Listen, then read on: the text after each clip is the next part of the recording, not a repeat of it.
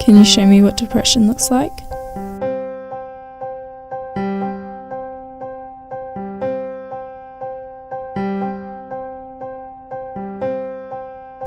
What about anxiety? You haven't changed facial expressions at all.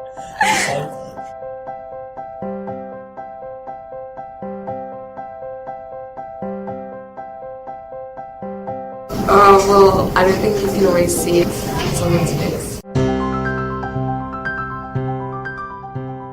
I have depression and anxiety. Depression is basically feeling like an absence of anything. So everything's sort of a struggle.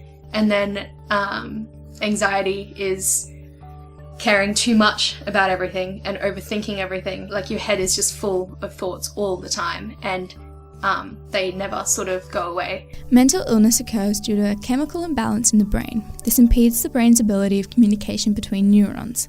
As a result of this, the brain and body cannot communicate properly. Sadness is a normal human response. Depression is when that sadness, it just doesn't seem to end, or you can't find a way forward. The depressive thoughts are quite dark, I guess you could say. So I have thoughts about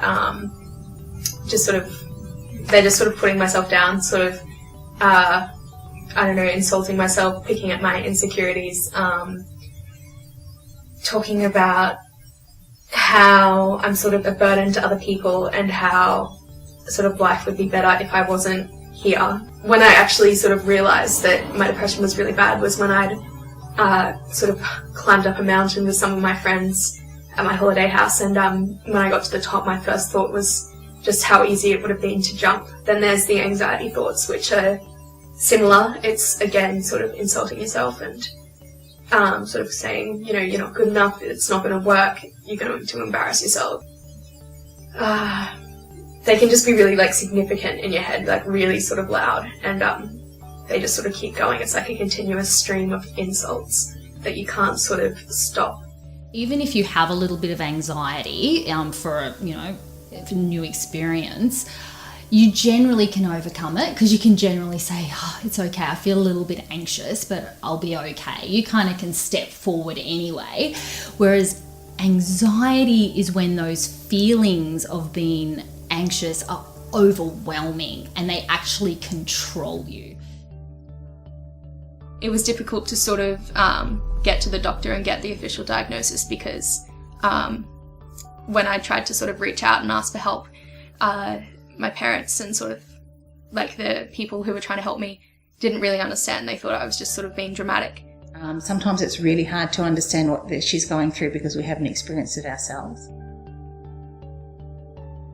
Typically, you'll notice quite a drastic change in student behaviour, so if they're acting out, or alternatively, they internalise everything and sort of shut down or shut off. So if you're noticing quite drastic personality or behavioural changes, that's normally a sign. Unfortunately, the fact is 80% of successful suicides is an awful term, but that's actually what it's called.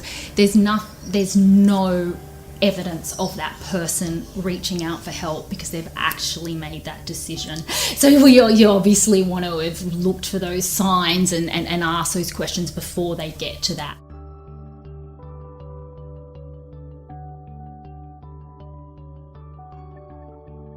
And I see people with mental health issues all the time, and I have no problems having those sorts of conversations with my patients, and I can talk to them about whether they're hearing voices, whether they have plans for suicide, and I know how to act in a professional manner then, but when it was in my own house with my own daughter, I didn't see it for 12 months. It impacted my friendships quite negatively when I was first diagnosed, because some people don't really understand how it works, or they think that I can sort of control it.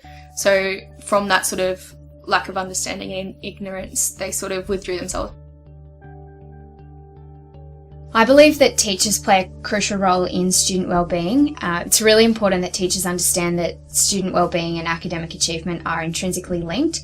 So if a student has low self-esteem or poor wellbeing, then typically that's reflected in their results as well. They've impacted on my studies and my schoolwork, and that sort of thing, because obviously I don't have the motivation to do things that I used to be able to do, and I get very, very anxious in test situations or speech situations and all that sort of thing. It's really important that teachers are aware of wellbeing, can support students, build up their resilience, work on that social and emotional wellbeing skills to make sure they get the most out of their schooling and, future success. They've impacted my ability to sort of actively seek out opportunities and then take them when they're presented to me, because I'm sort of very anxious about what's going to happen and whether it's going to go well, and any sort of public speaking sort of just freaks me out. So sometimes I'll just completely remove myself from that situation instead of trying to push forward, because I don't want to put myself in the position where I could get embarrassed or I could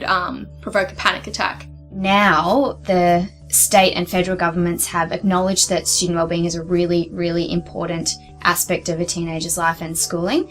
So they're now starting to fund initiatives to support that within schools across a variety of socioeconomic environments. I think as a society in general, there is a lot wider acceptance and recognition of mental health issues now. You can share with other kids and other youth that are going through the same issues, and so it's normalized a little bit. I think if people stay aware of the shift in society to talking about mental health, then you can feel free to talk about it.